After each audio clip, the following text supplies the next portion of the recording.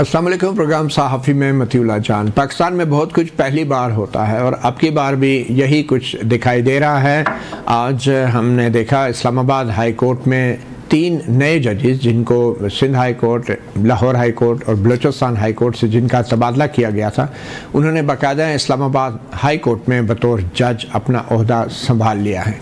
और न सिर्फ कि उन्होंने ओहदा संभाल लिया है, आज इस्लामाबाद हाई कोर्ट के चीफ जस्टिस आमिर फ़ारूक ने एक नई सीनियरिटी लिस्ट भी जारी कर दी है, जिसके मुताबिक लाहौर हाई कोर्ट से लाए गए जस्टिस सरफराज डोगर साहब जो हैं वो अब सीनियर तरीन जज बन गए हैं, सीनियर प्यूनी जज बन गए हैं। और जस्टिस मोहसिन अख्तर कियानी जो पहले सीनियर प्यूनी जज थे, अब की जो फहरिस्त है उसमें सीनियर जजों की फहरिस्त में दूसरे नंबर पर आ गए हैं। इसका ये मतलब भी है कि जब 10 फरवरी को चीफ जस्टिस आमिर फ़ारूक जो हैं उनको सुप्रीम कोर्ट में तैनात किया जाएगा, तो उनकी जगह जो सीनियर तरीन जज होंगे वो जस्टिस सरफराज डोगर होंगे और उसके बाद जस्टिस मोहसिन अख्तर कियानी और फिर जस्टिस मियां गुल हसन औरंगज़ेब। और 26वीं यानी तरमीम के बाद इन 3 जजेस में से किसी एक का बतौर chief justice Islamabad high court इंतखाब 10 फरवरी को ही हो जाएगा। लग ये रहा है कि चीफ जस्टिस आमिर फ़ारूक अपना ओहदा छोड़ने के लिए मुकम्मल तौर पर तैयार हैं और जो जस्टिस सरफराज डोगर जिनको लाहौर से स्पेशली लाया गया है, उनको चीफ जस्टिस बनाने की तैयारियां भी मुकम्मल हैं। इस हवाले से इस्लामाबाद हाई कोर्ट बार और डिस्ट्रिक्ट बार इस्लामाबाद की तरफ से आज शदीद एहतजाज भी किया गया, अदालतों का बॉयकॉट किया गया और एक कन्वेंशन भी मुनक्कद हुआ इस्लामाबाद की डिस्ट्रिक्ट बार्स में, जिसमें जो है इन जजों के तबादले की शदीद मुखालफत की गई और ख़ास तौर पे जो सीनियरिटी जो पहले से मौजूद थी उसको डिस्टर्ब करने के हवाले से वकला ने शदीद एहतजाज किया है, गम और गुस्से का इजहार किया है और अभी ये एहतजाज मज़ीद भी आगे जारी रहेगा। इसके बाद हमने देखा है कि आज चीफ जस्टिस याहिया आफरीदी ने भी सहाफ़ियों से बात की है और कुछ बड़ी दिलचस्प चीज़ें सामने आई हैं। और फिर पाकिस्तान तहरीक इंसाफ के बानी और रहनुमा इमरान खान ने एक ख़त लिखा है, मगर अब की बार ये ख़त चीफ जस्टिस को नहीं लिखा गया, अब की बार ये ख़त चीफ़ ऑफ आर्मी स्टाफ को लिखा गया है। और उस ख़त में क्या है इसके ऊपर भी हम बात करेंगे। मेहमानों का तारफ़ कराते चलूँ, इस्लामाबाद स्टूडियोज़ में हमारे साथ मौजूद हैं सीनियर जर्नलिस्ट और कोर्ट रिपोर्टर साकिब बशीर। हमें टेलीफोन लाइन पे ज्वाइन किया है बैरिस्टर सलाहुद्दीन ने और हमें वीडियो लिंक पे ज्वाइन किया है राना एहसान अफजल जो कि कोऑर्डिनेटर बराए वज़ीर आज़म शहबाज शरीफ हैं। और हम इन्हीं से गुफ्तगू का आगाज़ करेंगे और प्रोग्राम के आगे चल के हमें पाकिस्तान तहरीक इंसाफ के रहनुमा आमिर मुगल साहब भी हमें उन्होंने ज्वाइन किया है, वो हमारे साथ ही हैं, उनसे बात करते हैं। पहले बैरिस्टर सलाहुद्दीन साहब आपकी तरफ ही आएंगे। ये जो आज चीफ जस्टिस आमिर फ़ारूक ने सीनियरिटी लिस्ट जारी कर दी है और बहुत सी जो एडमिनिस्ट्रेटिव कमेटीज़ भी बनाई हैं उसमें लाहौर और बलूचिस्तान और सिंध से लाए गए जजों को भी अहम जिम्मेदारियाँ सौंप दी गई हैं, तो इस सीनियरिटी लिस्ट की क्या अहमियत है और 10 फरवरी को अब इस सीनियरिटी लिस्ट की बुनियाद पर क्या जुडिशल कमीशन ऑफ पाकिस्तान भी मामलात को तय करेगा कि कौन नया चीफ जस्टिस होगा? सीनियरिटी का मामला है, मैं समझता हूं कि जो जज की सीनियरिटी होती है वो उस दिन से होती है जब वो हल्फ उठाता है। अब ये जो Lahore high court, Balochistan high court और सिंध हाई कोर्ट से जजेस आए हैं, अगर आपका इनका हल्फ उठा के देखें तो हर किसी ने हल्फ उठाया है कि मैं बतौर जज लाहौर हाई कोर्ट या मैं जज बतौर सिंध हाई कोर्ट, इन सब लोगों ने अपनी सूबाई हाई कोर्ट्स का हल्फ उठाया है। मैं समझता हूं कि जब तक वो इस्लामाबाद हाई कोर्ट का बाकायदा हल्फ ना उठाएं तब तक वो इस्लामाबाद हाई कोर्ट के जजेस तसव्वुर आईनी तौर पे तसव्वुर नहीं किए जा सकते। और एक बार वो इस्लामाबाद हाई कोर्ट का हल्फ उठाते हैं तो उसके बाद उनकी जो सीनियरिटी है वो उस हल्फ से दी जाएगी, यानी वो उस हाई कोर्ट में सबसे जूनियर तरीन जजेस होंगे। मगर सलाहुद्दीन साहब, ये तो लगता है कि एक फेट कंप्लाई है, क्योंकि आप 26वीं आईनी तरमीम के ख़िलाफ़ अगर इस तरह के मामलात में आप कोई आईनी दरख्वास्त या रिट दरख्वास्त भी दायर करते हैं तो उन दरख्वास्तों को कौन से जजों ने सुना है, कितने जजों ने सुना है, उसका फ़ैसला भी तो अब हाई कोर्ट के चीफ जस्टिस साहिबान करेंगे। और सुप्रीम कोर्ट में क्या ऐसी दरख्वास्त दायर हो सकती है? कानूनी रास्ता क्या है और क्या इसमें वकला को दरख्वास्त गुजार बनना पड़ेगा या असल मुतासरा फरीक जो कि इस्लामाबाद हाई कोर्ट के जजेस हैं? मैं समझता हूँ वकील भी कर सकते हैं, बार एसोसिएशन कर सकती हैं, और जो जज साहिबान हैं वो बजाते खुद, क्योंकि उनकी सीनियरिटी, उनकी prospect to become chief justice, उनके prospects to become supreme court जज, ये सब मुतासिर होते हैं, तो वो जजेस भी कर सकते हैं। अब सुप्रीम कोर्ट में अगर ये दायर होती है, इस्लामाबाद हाई कोर्ट में दायर होती है, तो ये कहा जाएगा कि हर जज किसी ना किसी तरीके से उससे मुतासिर है, तो एक वो इशू होगा। अगर सुप्रीम कोर्ट में जाएगा तो आईनी बेंच के सामने पहली चीज ये आईनी बेंच की बात की जाएगी। एक मुझे आज ये चीफ जस्टिस याह्या अफरीदी साहब का बयान जरा सा अजीब लगा कि उन्होंने एक तरफ तो ये कहा कि चूंकि ये मामला हो सकता है हमारे सामने एक मुकदमे की सूरत में आए, तो इसलिए मैं सीनियरिटी वाले इशू पे कोई बात नहीं करूंगा, मगर उसके साथ साथ उन्होंने ये कहा कि ये जो ट्रांसफर हुए हैं ये बड़ी अच्छे हुए हैं, उसके साथ वफाक जो है वो मजबूत होती है कि छोटे सूबों से ट्रांसफर होके आए हैं। तो अगर ये मामला आपके पास सब जुडिस आना था तो फिर आपको इस ये बयान देने से भी गुरेज करना चाहिए था। सही। तो आप ये कह रहे हैं कि जो चीफ जस्टिस याह्या अफरीदी हैं उनका जो बयान है उससे तो लगता है कि ये जुडिशल कमीशन ऑफ पाकिस्तान में मामला उठेगा। तो क्या जुडिशल कमीशन ऑफ पाकिस्तान के पास ये अख्तियार हैं कि वो जजेस की सीनियरिटी को तब्दील करे, या फिर ये अख्तियार जो है एक ट्रांसफर्ड जज ऑटोमेटिकली ही सीनियर हो जाता है? ये कौन तय करेगा सीनियरिटी का मामला? इस पे जुडिशल कमीशन के सामने तो ये मामला नहीं जाता, मगर जो सीनियरिटी माजी में इस पे कोई बाकायदा रूल्स भी नहीं है। माजी में ये चीफ जस्टिस ने इख्तियार इस्तेमाल किया है कि जजेस की सीनियरिटी लिस्ट शाया करते हैं। अभी भी chief justice Islamabad high court ने एक सीनियरिटी लिस्ट शाया की है, मगर कोई बाकायदा इस पे रूल नहीं है। मगर अगर आप देखें, इससे दो तरीकों से अदलिया की आजादी जो है वो सल्ब होती है। अब जो जजेस, फर्क करें, जुडिशल कमीशन के रूल्स में लिखा हुआ है कि जो टॉप 3 जजेस हैं वो ही चीफ जस्टिस बनने के अहल हैं, और जो सुप्रीम कोर्ट की एलिवेशन है वो टॉप 5 जजेस में से सिलेक्ट होगी, जुडिशल कमीशन सिलेक्ट करे तो होगी। तो अगर कोई सदर और चीफ जस्टिस ऑफ पाकिस्तान और चीफ जस्टिस मुताल्लिका सूबे का ये 3 लोग मिलके ट्रांसफर ऐसे कर देते हैं कि जो एक्चुअली सीनियरिटी पे पहले, दूसरे, तीसरे, चौथे, 5वें नंबर पे थे वो सब साइड पे हो जाते हैं और ऊपर ट्रांसफर्ड जजेस आ जाते हैं, तो ये इन 3 अशखास ने जो जुडिशल कमीशन के इख्तियारात हैं वो इनडायरेक्टली छीन लिए हैं।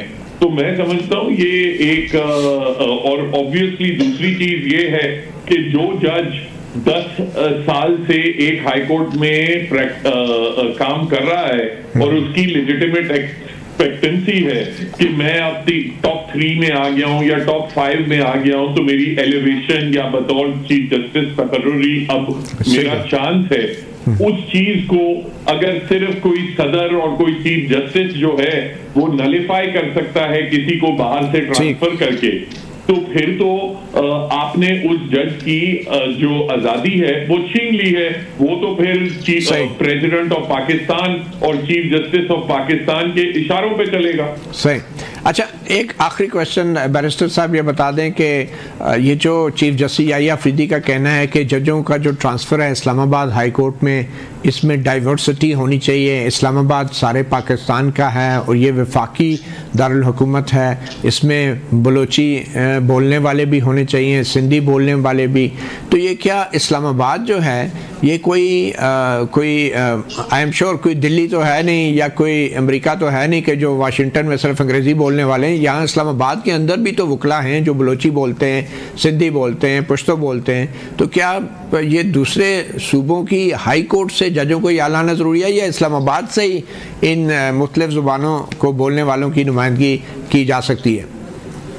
मैं एक और सवाल आपसे पूछता हूँ मतीउल्लाह जान साहब, अगर डाइवर्सिटी मकसद था और सिर्फ इस्लामाबाद हाई कोर्ट के मौजूदा जजेस को ओवरराइड करने का मकसद नहीं था, तो ये डाइवर्सिटी का ख्याल जब आज से 2 हफ्ते पहले, बल्कि 1 हफ्ता पहले जब इस्लामाबाद हाई कोर्ट के जजेस की तकर्री हो रही थी, तो उस वक्त ना चीफ जस्टिस ऑफ पाकिस्तान ना जुडिशल कमीशन में किसी मेंबर ने ये कहा था कि हम नए जजेस अपॉइंट करने जा रहे हैं, कराची से लें, लाहौर से लें, कोयटा से लें। उस वक्त आपको डाइवर्सिटी का कोई ख्याल नहीं, कोई ख्याल नहीं है। डाइवर्सिटी का ख्याल सिर्फ आपको ट्रांसफर के टाइम पे याद आया जब मकसद ये था कि एक चीफ जस्टिस को इस्लामाबाद हाई कोर्ट पे फाइज करना है। बहरहाल हाँ या ना में बता दें, आपके ख्याल में चीफ जस्टिस याहिया अफरीदी इस सारे हुकूमती खेल का हिस्सा है? देखिए, आईनी तौर पे कंसल्टेशन चीफ जस्टिस से होती है और पाकिस्तान से और मुताल्लिका हाई कोर्ट से, और उन्होंने इस बात का एतराफ किया है कि मुझसे कंसल्टेशन हुई, मगर जो रीजनिंग जो सामने दी गई है वो मुझे कोई ज्यादा कन्विंसिंग नहीं दी गई। ट्रांसफर की क्या अशद जरूरत थी। चलें, बहरहाल बहुत शुक्रिया बैरिस्टर सलाउद्दीन अहमद, आपने हमें सहाफ़ी प्रोग्राम को वक्त दिया। राना एहसान अफजल साहब, आपकी हुकूमत जो है ज़ाहिर बात है वज़ीर कानून हैं, अटॉर्नी जनरल हैं, आपके स्पीकर के नुमाइंदे हैं, फिर आपके MNA हैं, सेनेटर हैं, जुडिशल कमीशन ऑफ पाकिस्तान के अंदर, तो आपकी हुकूमत ये सब कुछ क्यों कर रही है? और ठीक है जजेस का तबादला हो गया, लेकिन उसके बाद फिर आप ज़ख्मों पे नमक छिड़क रहे हैं कि लाहौर से जज को लाके फिर चीफ जस्टिस भी बनाना ज़रूरी है। बिस्मिल्लाहिर्रहमानिर्रहीम। देखिए, जितने भी हाई कोर्ट के जजेस हैं, जो सिविल कोर्ट के जजेस हैं, फिर आपके सुप्रीम कोर्ट के जजेस हैं, एवरीवन इज बाउंड बाय आइन और कानून, और उसके मुताबिक उन्होंने हल्फ लिए हुए हैं। तो अगर एक काम जो है आर्टिकल 200 के तहत, जो कि जिसके अंदर आप जो है कंसल्टेशन रिक्वायर्ड है, पहले तो ये तासुर देना कि ये कोई आइन के खिलाफ है, ये बिल्कुल ही गलत बात है। कंसल्टेशन है, जो मुतल्लिका जजेस हैं उनसे एक मानी खेज कंसल्टेशन रिक्वायर्ड है, वो पूरा किया गया। तो जो कुछ भी हुआ, मुझे ये बताएं कि ये जो तबादले की रिक्वेस्ट आई थी, ये जस्टिस सरफराज डोगर जजेस की तरफ से आई थी या ये हुकूमत ने ये इनिशिएट किया? किसकी तरफ से स्टार्ट हुआ काम तबादले? पहली बात तो ये कि सब कुछ आइन के मुताबिक हुआ है। किसी को कहां से हुआ? ये जस्टिस सरफराज डोगर को शहबाज शरीफ साहब कैसे जानते थे कि उन्होंने कहा वो वाला जज चाहिए? नहीं, देखें, दूसरी चीज ये कि ये भी डिबेट हुई कि भैया आप सुप्रीम कोर्ट के जजेस की तादाद बढ़ाना चाहते हैं, वो क्यों बढ़ाना चाहते हैं? अब अगर इस्लामाबाद हाई कोर्ट में जजेस को एडिशनल आ रहे हैं, तो मेरे ख्याल से जो लोग ये तनकीद कर रहे थे, जिसमें शायद आप भी शामिल थे, कि ये वहां क्यों नहीं तादाद बढ़ाई जाती, तो ये तो अच्छा एक खुशाइन चीज है कि अब इस्लामाबाद हाई कोर्ट के अंदर भी जजेस की तादाद जो है वो बढ़ाई जा रही है। तो ये यहाँ से स्टार्ट हुआ। एक तो ये तादाद नहीं बढ़ाई जा रही, खाली असामियां पूरी की जा रही है, तादाद नहीं बढ़ाई जा रही। वही बात है ना, जो खाली असामियां थी वो तो आप वकीलों से भी जज बना सकते हैं ना। ये तबादलों की क्यों जरूरत पड़ गई? ये इसलिए मैं आपको कह रहा हूँ क्योंकि सीनियर मोस्ट जज बना के चीफ जस्टिस बनाना मकसद है। मेरा सवाल वहीं पे है कि शहबाज चीफ जस्टिस सरफराज डोगर को कैसे जानते थे? ये काम शुरू कैसे हुआ? क्योंकि हुकूमत ही सदर को कहती है और फिर सदर मशवरा करता है। तो शहबाज शरीफ साहब कैसे जानते हैं जस्टिस सरफराज डोगर को कि मैं तो जस्टिस सरफराज डोगर ही चाहिए मुझे? देखिए, ऐसा नहीं है, सारे सूबों से जजेस जो हैं वो लिए गए, और ऑब्वियसली नहीं लिए गए, लेकिन किसने लिए? ये अदलिया से ये रिक्वेस्ट आई, जज साहब की तरफ से रिक्वेस्ट आई? उसके अंदर जो उनकी एक एक्सपीरियंस है, उनकी जो प्रैक्टिस है, उनकी जो परफॉर्मेंस है, इन सारी चीजों को देख के ही सिलेक्ट किए जाते हैं ना, कोई पिक एंड चूज किसी। तो सारी इन सब चीजों को जो है वो शहबाज शरीफ ने ये शहबाज शरीफ साहब का इंतखाब है, जस्टिस सरफराज डोगर किसका इंतखाब है? इनका नाम के ऊपर किसने कहा कि मुझे ये चाहिए? देखिए ऑब्वियसली मुझे इस प्रोसेस का डिटेल में नहीं पता, अच्छा। लेकिन जो लीगल टीम होगी, जो लॉ मिनिस्ट्री होगी, जो भी इसके अंदर जो मुतलका लोग होंगे जिनका ये काम होगा रेकमेंड करना, उन्होंने किया होगा। मुझे वैसे प्रोसेस का नहीं पता क्योंकि मैं लॉयर नहीं हूँ, लेकिन देखिए बात ये है, हमें खुश होना चाहिए कि आइन के मुताबिक चीजें हो रही हैं। जजेस की तादाद जो खाली थी सीटें, उनको भरा जा रहा है, तो ये दरीना ख्वाहिश थी लोगों की, उसको पूरा किया जा रहा है आपके समेत। चलें ठीक है, एक छोटी सी ब्रेक लेते हैं। ब्रेक के बाद हमारे साथ मौजूद हैं PTI के रहनुमा अमन मुगल और साकिब बशीर, सीनियर जर्नलिस्ट और कोर्ट रिपोर्टर। हम ये भी बताते चलें कि जुडिशल कमीशन के एक अहम रुकन एडवोकेट अख्तर हुसैन, जो पाकिस्तान बार कौंसिल के नामजद रुकन हैं जुडिशल कमीशन में, वो भी हमें टेलीफोन लाइन पर ज्वाइन करेंगे।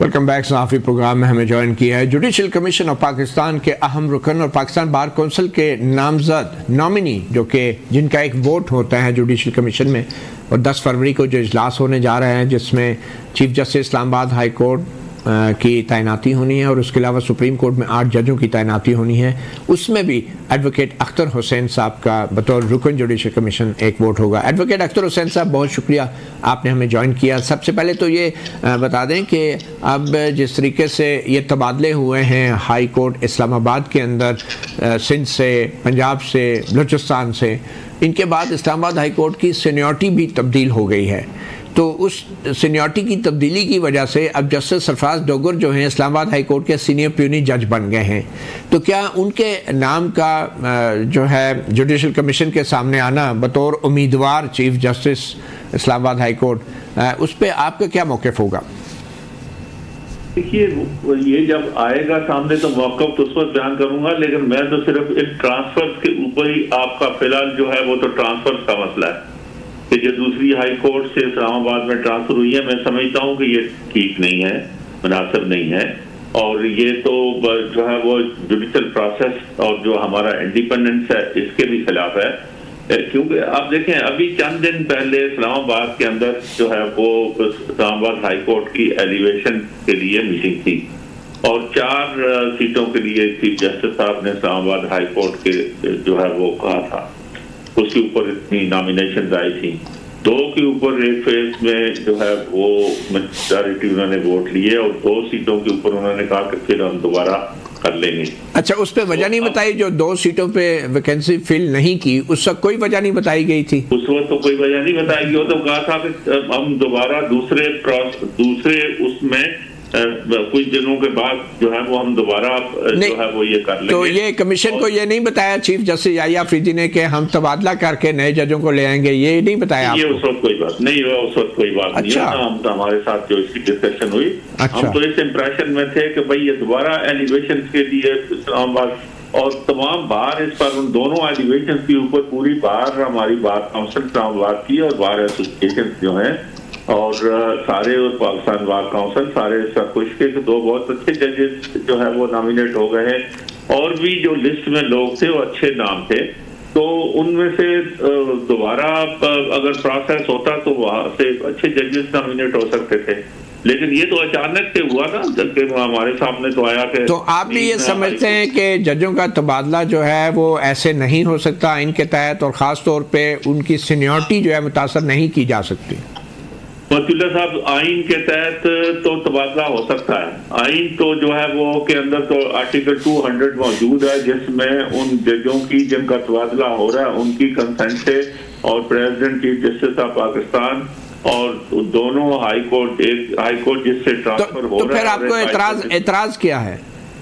एतराज ये है कि भाई वहाँ इस तरह से जजेस की ट्रांसफर्स के ऊपर इंडिपेंडेंस ऑफ जुडिशरी कंप्रोमाइज होती है, और खासकर बात जो है वो ये है कि एक जज को ट्रांसफर करके उसको वहाँ का सीनियर जज बना दिया गया है, जो कल वो चीफ जस्टिस के लिए वो होगा कि सीनियर, क्योंकि हमारा प्रिंसिपल स्टैंड पुराना ये रहा है कि सीनियर जो है उसकी लेजिटिमेट एक्सपेक्टेंसी है और सीनियर को कंसिडर करना चाहिए पहले। अगर कोई खास वजह ना हो और क्राइटेरिया के ऊपर ना पूरा उतरता हो तो उसको बाईपास किया जा सकता है। वैसे अख्तर साहब आखिर में क्विकली आखिरी क्वेश्चन आपसे, आप जिन बार्स का हवाला दे रहे हैं और आप जिनकी नुमाइंदगी भी करते हैं, उनका तो ये भी मुतालबा है कि पहले 26वीं आईनी तरमीम के केस का फैसला हो जाए, फुल कोर्ट उस पर सुन ले, उसके बाद जजों की तैनाती करें।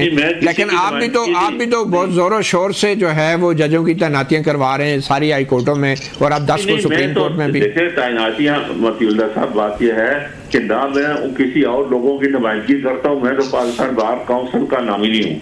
लेकिन अगर जुडिशल कमीशन के अंदर जो है वो अगर तैनातियों का मामला पेश होगा तो उसके अंदर मुझे पार्टिसिपेट करना पड़ेगा, और उसके अंदर मैं अपनी उसकी समझ के मुताबिक जो मैं समझता हूँ कि मेरिट्स होते हैं उनको सपोर्ट करूंगा। चलें ठीक, मैं किसी और का रिपोर्ट तो नहीं किया कर रहा हूँ जो आप फरमा रहे हैं कि जो लोग 26वीं तरमीम को चैलेंज करने का पहले कहते हैं कि पहले हो, मैं उन किसी ऐसे को रिप्रेजेंट नहीं करता। वो एडवोकेट मेरिट्स के ऊपर एडवोकेट रियाजत हुसैन साहब 2013-14 में उनको 2 साल सिंध हाई कोर्ट का जज लगाया गया, फिर उनको नाअहल समझ के उनको कंफर्म नहीं किया गया, आपने उनको दोबारा कैसे लगवा दिया सिंध हाई कोर्ट का जज?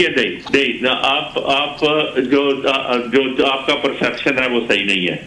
जो उनको 2012 में उनको जज लगाया गया था और उनको चीफ जस्टिस ने उस वक्त के कंफर्मेशन के लिए जो है रिकमेंड किया था, वो सारा रिकॉर्ड पर मौजूद है और जुडिशल कमीशन में पेश हुए। और दूसरा, अगले साल उस 6 के 6 जजेस को 1 साल की एक्सटेंशन हुई।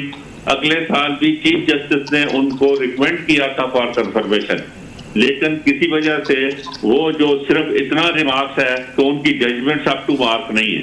ठीक है, तो अब हो गई वो मेरी बात तो सुन लेना जी कि वो उस वक्त किसी ने क्या चीजें हुई है वो हमने कमीशन में बताया है कि क्यों उसको कंफर्म नहीं किया गया था। और अब अगर उससे 12-11 साल हो गए प्रैक्टिस करते हुए और उनकी जजमेंट्स जो है वो अप टू मार्क हैं और बहुत अच्छी हैं और उन्होंने इतना काम किया, तो दोबारा कंसिडर करने में तो कोई इम्पेडिमेंट नहीं है। चलें, बतौर वकील उनकी जजमेंट्स, बतौर जज उनकी जजमेंट्स अप टू मार्क नहीं थी, बतौर वकील उनकी जजमेंट्स अप टू मार्क हो गई। उनकी जज भी उनकी जजमेंट्स जो है अब ऐसा नहीं है, क्योंकि चीफ जस्टिस के उनके लिए रिपोर्ट्स मौजूद है। चलें ठीक है, इसका मतलब है कि आइंदा के लिए भी जब कोई जज जो है उसको कंफर्म नहीं किया जाएगा तो 5-10 साल बाद इंप्रूवमेंट करके उसको दोबारा लगा जाएगा। हो सकता है इसका आइन में कोई इसकी पाबंदी नहीं है। पाबंदी नहीं। बहुत शुक्रिया advocate Akhtar Hussain, member judicial commission of Pakistan. Aamir Mughal साहब, सॉरी आपकी तरफ ज़रा लेट आ रहे हैं, पीटीआई की बारी आजकल बहुत देर से ही आती है। मुझे ये बताएं कि पीटीआई क्या करने जा रही है? खान साहब ने तो ख़त लिख दिया है आर्मी चीफ को, तो ये इतनी डेस्परेशन क्या है कि आर्मी चीफ को ख़त लिखना पड़ा? पहले तो इसकी वजह बताएं। जी बिस्मिल्लाहिर्रहमानिर्रहीम। देखें मतीउल्लाह जान अब्बासी साहब, तहरीक इंसाफ का तो शुरू से ये मौक़िफ़ है 9 अप्रैल 2022 से कि हम एस्टेब्लिशमेंट के साथ मुज़ाकरात करना चाहते हैं और हमने कभी इस मौक़िफ़ को खुफिया नहीं रखा। उसका रीज़न सिर्फ ये है कि चूँकि इक़्तिदार पे काबिज़ एस्टेब्लिशमेंट है, बज़ौर बंदूक काबिज़ है, तो जो असल काबिज़ लोग हैं, जो असल काबिज़ हैं, हम उनके साथ इसलिए हम ये नहीं कहते अगर ये जमहूरी पार्टियां या नाम लिहाज जमहूरी पार्टियां पावरफुल होती, हकीकी मानों में ये सियासत कर रही होती, तो हमने इन्हीं के साथ मुज़ाकरात करने हैं। लेकिन जब असल पावर उस बंदूक के पास है, अभी जो आप जिक्र कर रहे थे सारा, इस सारे सिस्टम के पीछे मतीउल्लाह जान साहब एक ही बंदूक है। ये वही बंदूक है जो सारा सिस्टम चला रही है, ये वही बंदूक है जिसने 8 फरवरी 2024 को हमारा इलेक्शन लूटा, ये वही बंदूक है जिसने 23 अक्टूबर 2024 को सुप्रीम कोर्ट पे 26वीं तरमीम जो है बतौर बंदूक नाफिज किया, ये वही बंदूक है जो जस्टिस शहजाद मलिक को जबरदस्ती सुप्रीम कोर्ट में लेके आई है ताकि पंजाब हाई कोर्ट में उनकी मर्जी का जज लग सके। ये वही बंदूक है जिसने 26वीं आईनी तरमीम के जरिए मंसूर अली शाह को चीफ जस्टिस बनने से रोका है। तो हम इस बंदूक के साथ मुज़ाकरात तो शुरू से करना चाहते हैं, हमने कभी बात नहीं। तो ये पहले आप जो अपने वोटरों को ये बताते रहे कि आपके हुकूमत से सियासतदानों से मुज़ाकरात होते रहे, तो वो आप गलत बयानी करते रहे अपने लोगों के साथ, अवाम के साथ? नहीं, बिल्कुल नहीं। मतीउल्लाह जान साहब, हमने इनसे मुज़ाकरात किए, ये 2-2.5 साल से हमें कह रहे थे आप हमारे साथ मुज़ाकरात करें, हमने इनसे मुज़ाकरात किए। इनके पास तो मतीउल्लाह साहब इतनी पावर भी नहीं है कि इमरान खान से मुलाकात करवा सकें। आपने देखा ये तो मुलाकात करवाने से आजिज़ आ गए थे। एक दफा जेल खुली 22 अगस्त सुबह 7 बजे, वो भी एस्टेब्लिशमेंट ने खोली।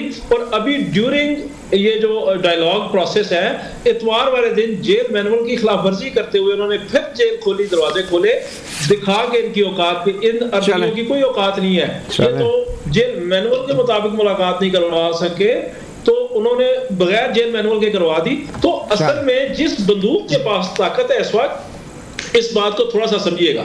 हम ये नहीं कहते कि हम इनको इनपावर करना चाहते हैं, हमारा इनसे भी यही मुतालबा है कि भाई आप जाओ अपना काम करो, बॉर्डर की हिफाजत करो, जो आपका काम है, जो आपका मैंडेट है, जो आपकी आईनी हदूद है, इस सियासत में या मुल्की जो इदारे हैं, इस सियासतदानों को चलाने दें, हम अपने मौक़िफ़ से कभी नहीं हटेंगे। बिल्कुल ठीक है जी। साकिब बशीर, क्या देख रहे हैं ये ख़ास तौर पे आज जो इस्लामाबाद हाई कोर्ट में हुआ, तीनों जजेस ने अपनी जिम्मेदारियां भी संभाल ली हैं और ऊपर से 10 फरवरी को इजलास हो रहा है।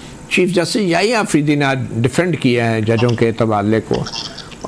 आपको क्या लग रहा है कि 10 फरवरी को इस्लामाबाद हाई कोर्ट के चीफ जस्टिस सरफराज डोगर बना दिए जाएंगे बाकायदा तौर पे? इसका क्या रद्द-ए-अमल होगा वकला की तरफ? नहीं, एक तो जो चीफ जस्टिस के लिए इजलास नहीं 10 को, बल्कि वहाँ पे जो चीफ जस्टिस आमिर फारूक हैं उनकी, या बाकी 4 जो जजेस हैं, या हाई कोर्ट्स के 5 जजेस जो है उनको, उनमें से किसी को 8 जज उन्होंने लेने हैं सुप्रीम कोर्ट में, तो ये एक पॉसिबिलिटी है। लेकिन इसमें वो सीट तो खाली हो जाएगी ना, फिर सीट खाली हो जाएगी, लेकिन उसके बाद मेरे ख्याल में क्योंकि ये सीनियर प्यूनी होंगे तो ये हो जाएंगे कायम मकाम, तो ये 11 फरवरी या 12 को हलफ उठा लेंगे कायम मकाम का। तो देन फिर जब उनकी नामजदगी होगी तो वो उसके बाद जो जुडिशल कमीशन का प्रोसेस हो जाएगा।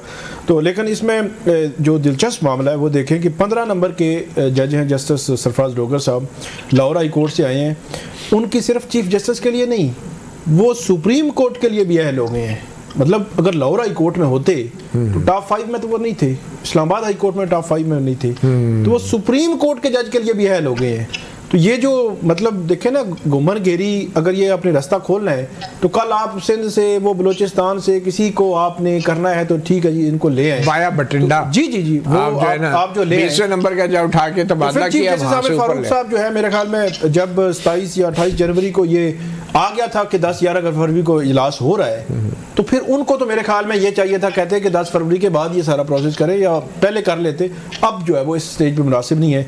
अब मैं देख रहा था कि एडमिनिस्ट्रेटिव कमेटी जो होती है, बड़ी ऐसी कमेटी बड़ी इंपॉर्टेंट होती है, इसमें चीफ जस्टिस आमिर फारूक थे, सीनियर 3 जज थे जस्टिस मुर्सद अख्तर कियानी, और उसके बाद जस्टिस मियां गुल हसन औरंगजेब। तो आज वो कमेटी भी तब्दील कर दी गई। ये वैसे कमेटी के इजलास होते रहे इसमें होते रहे हैं, और लेकिन क्योंकि जो है वो उनको मुश्किलात थी वहाँ पे जजेस को, मतलब उस तरह हो सकता है उनको जो चाहते थे वो रिजल्ट नहीं मिलते थे। ठीक, तो अब जो है वो जस्टिस सरफराज डोगर उसमें शामिल हो गए हैं, और जस्टिस खालिद जो खादम हुसैन सुमरू साहब वो एडमिनिस्ट्रेटिव कमेटी में आगे वो तब्दील कर दी गई। एक छोटी सी ब्रेक लेते हैं। वेलकम बैक सहाफ़ी प्रोग्राम में। राना एहसान अफजल साहब, आर्मी चीफ को जो इमरान खान ने ख़त लिखा है, आपके ख्याल में आर्मी चीफ को इसका क्या जवाब देना चाहिए? देखिए, बात यह है कि इसमें तो कोई शक नहीं है कि पीटीआई के सीनियर वकील हुकूमत में थे, कहते थे कि स्टाफ की है वो बाप जैसी हैसियत होती है, और वो बाप होता है का। और उसके बाद जब उन्होंने कहा कि हमारा, आप इससे एग्री नहीं करते थे? आप इससे एग्री नहीं करते थे? मैं बिल्कुल एग्री नहीं करता, बिल्कुल भी नहीं एग्री करता। अच्छा। तो वो जब इनको जब उन्होंने कहा कि हम सियासत में मुदाखलत नहीं करेंगे, तो फिर इन्होंने लॉन्ग मार्च निकाली है आर्मी चीफ की तकर्री के दौरान, और फिर मुज़ाकरात करने के लिए इन्होंने 9 मई किया। तो देखें, ये मुज़ाकरात के इतने ये चाहतमंद हैं कि 9 मई कर बैठे मुज़ाकरात करते करते, तो इनको अभी भी समझ नहीं आ रही कि ये उनसे कोई बातचीत नहीं करेंगे। तो मेरे ख्याल से तो चीफ ऑफ आर्मी स्टाफ को कोई जवाब देना नहीं बनता, क्योंकि जिन पहलुओं पे उन्होंने बातचीत की है उनसे उनका कोई ताल्लुक नहीं है। उनका जो बातचीत करनी चाहिए वो जमहूरी हुकूमत से करनी चाहिए, हमारे साथ उन्होंने की नहीं। अब वो दोबारा से कोशिश कर रहे हैं, वहीं जा रहे हैं जिनको बहुत ज्यादा इज्जत देते हैं। तो ये तो आप उनसे पूछें कि तो खान साहब कह रहे हैं कि जब भी इस्टेब्लिशमेंट से मामलात बेहतर होने की बात आती है तो हुकूमत की नींदें उड़ जाती हैं, ये खत में लिख रहे हैं। तो आपकी नींदें, मैं आपको ये बड़ा क्लियरली बताना चाहता हूँ कि गवर्नमेंट और जो इस्टेब्लिशमेंट जो कि गवर्नमेंट का हिस्सा है, आपस में बड़ा अच्छा काम कर रहे हैं मुल्क के मफाद के लिए। मुल्क के अंदर इकोनॉमिक बेहतरी आ रही है। इस्टेब्लिशमेंट गवर्नमेंट का हिस्सा है, या गवर्नमेंट की मतहत है? गवर्नमेंट के मतहत है ना जी, ऑब्वियसली डिफेंस मिनिस्ट्री के नीचे आती है। गवर्नमेंट की मतहत है जी, जो गवर्नमेंट का हिस्सा है ना जी, डिफेंस मिनिस्ट्री है, उसके नीचे आपकी सारी आर्म फोर्सेस वगैरह। डिफेंस मिनिस्ट्री से मुराद तो आप ख्वाजा आसिफ का हवाला दे रहे हैं। बिल्कुल दिया था। तो अल्हम्दुलिल्लाह देखिए बड़ा अच्छा ताउन एक दूसरे के साथ चल रहा है और मुल्क के अंदर बेहतरी हो रही है। जिस तरह बाकी भी जो अदारे हैं उनके साथ बहुत अच्छा कोऑर्डिनेशन चल रही है, तो मैं समझता हूँ कि हमें कोई परेशानी नहीं है अल्हम्दुलिल्लाह, कोई परेशानी। जी अमन मुगल साहब, आपको वैसे ही खुशफहमी हो रही है? राना एहसान अफसर साहब ने जो बात इससे पहले भी उन्होंने थोड़ी देर पहले की थी कि हम आइन के मुताबिक चलते हैं, बस उसमें इतनी सी दुरुस्ती करनी है कि पहले आइन को बंदूक की नोक पे अपनी मर्जी के मुताबिक करते हैं, फिर आइन के मुताबिक चलना शुरू कर देते हैं। बस ये वतीरा है इनका रिश्ता 2-2.5 साल से। अब इन्होंने जो कहा कि हमारे मातहत है, पता नहीं एस्टेब्लिशमेंट, फिर उसके अंदर एक इदारा है वो डिफेंस का इदारा है, फिर उसका एक डिफेंस मिनिस्टर है, फिर उस डिफेंस मिनिस्टर का नीचे एक डिफेंस सेक्रेटरी है, फिर उस डिफेंस सेक्रेटरी के नीचे एक आर्मी चीफ है जो इनके मातहत है। तो बड़े मासूम है जी राना अफसर साहब। सर वो जिसका आपने इतने नीचे नंबर रखा हुआ है ना, 7वां का 6ठा नंबर, वो जनाब इस वक्त आपके जो प्राइम मिनिस्टर है उनके अर्दली हैं और अदलियों की तरह ही उनकी आप देखे ना अमर मुगल साहब, वैसे माजरत के साथ आपके दौर में प्राइम मिनिस्टर क्या होते थे आप बताए ना, ये कोई आपके दौर से मुख्तलिफ तो नहीं है ना? अगर है अभी तो कम अज कम मतीउल्लाह जान कम अज कम नहीं, आप सही बात बताएं कि आपके दौर में क्या ये पोजीशन नहीं थी? मैं आपको कम अज कम क्या होता है? मौला साहब की जुबानी और फैसल वावडा की जुबानी जिनके ये अर्दली है, इन दोनों के बयान के मुताबिक उन्होंने 1.25 घंटे इंतजार करवाया था जनरल बाजवा को, तो हम कम से कम अर्दली नहीं थे मतीउल्लाह। चलें ये तो अब दूसरी तरफ बात निकल गई है। साकिब बशीर साहब गवाही दी है ना, मैंने राना सनाउल्लाह की और फैसल वावडा की गवाही दिया। चलें ठीक है जी। साकिब बशीर साहब क्या लग रहा है कि कानूनी तौर पे क्या इमरान खान को, क्योंकि अब बज़ाहिर तो मुज़ाकरात भी नाकाम हो गए हैं, तो क्या इमरान खान को अब किसी किस्म की अदालत से कोई रिलीफ का इम्कान है? अब 190 मिलियन की अपीलें आनी हैं, बाकी तो गिरफ्तारियाँ ही हैं। जिस तरह तक का माहौल जो है वो हमें अदलिया में नज़र आ रहा है, तब्दीलियाँ नज़र आ रही हैं, इससे तो मुझे नहीं लगता कि उनको अब की बार जो है वो अदालतों से रिलीफ मिलेंगे, क्योंकि वो हमेशा से कहते थे कि अदालतों के ज़रिए जो है बाहर आना है। तो अब जो है वो बाहर आने के लिए उनको शायद वही रास्ता इस्तेमाल करना पड़े जो नवाज शरीफ ने इस्तेमाल किया। जी बिल्कुल, बाकी इस्तेमाल करते हैं। तो अदालतों वाला रास्ता शायद अब मुश्किल होता जा रहा है। अदालतों से वो रिलीफ शायद जो है वो उनको उस तरह, लेकिन वो जो बाकी वाला रास्ता है वो भी तो अदालतों के से बाहर निकलेगा ना कहीं से? नहीं, वो जो बाकी वाला रास्ता है ना वो फिर सारे रास्ते बना देता है। अच्छा हाँ, वो अदालतें भी सब कुछ जो है वो फिर ठीक हो जाता है। फिर वो एक दिन में ही सारी प्रोसिक्यूशन भी पहुंच जाती है, वो कहती है ये केस तो बनता ही नहीं है, फिर रिलीफ भी मिल जाते हैं फौरी, सब कुछ हो जाता है। फिर ये जो बेंचेस बनाए हैं चीफ जस्टिस आमिर फारूक ने, इन बेंचेस के में आप क्या देख रहे हैं कि जो तबादला शुदा जजेस हैं वो भी उनका बेंच इकट्ठा बना दिया है उन्होंने, तो ये बाकी जजेस उनके साथ क्या बैठने को तैयार नहीं थे या क्या मसला था? ये भी एक ये भी चीज़ हो सकती है कि वो उनको साथ हो सकता है बैठने के लिए तैयार ना हो, लेकिन इसमें ये भी है कि अब अहम केसेस आ रहे हैं, ख़ासतौर 190 मिलियन पाउंड केस का जो बेंच बनना है वो डिवीज़न बेंच बनना है, और वो बेंच कौन सा होगा ये अब देखने वाली बात है, क्योंकि अपील तो फाइल हो चुकी है, आइंदा 1-2 रोज़ में जो है बेंच बन जाना है।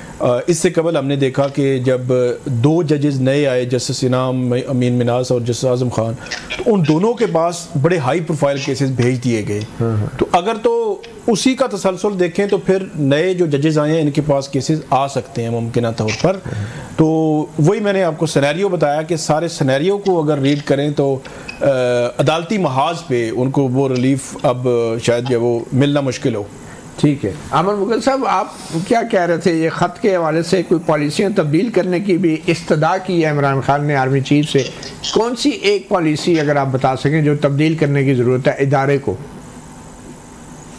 जी सबसे बड़ी जो पॉलिसी तब्दील करने की ज़रूरत है वो सियासत में इंटरवीन है उनकी। अच्छा, बिल्कुल भी फौज का जो उसका बुनियादी मकसद है, जो उसकी हदूद है, फौज को सरहदों पे जाना चाहिए। बिल्कुल सही, ये मेरे ख्याल में आपने बात कर दी है और इमरान खान साहब ने भी बात कर दी है। और अगर फ़ौज वाकई सरहदों पे जाती है तो फिर खान साहब को बाहर भी तो किसी ने लाना है। सहाफ़ी प्रोग्राम से इतना ही, इजाज़त दीजिए, अल्लाह हाफिज़।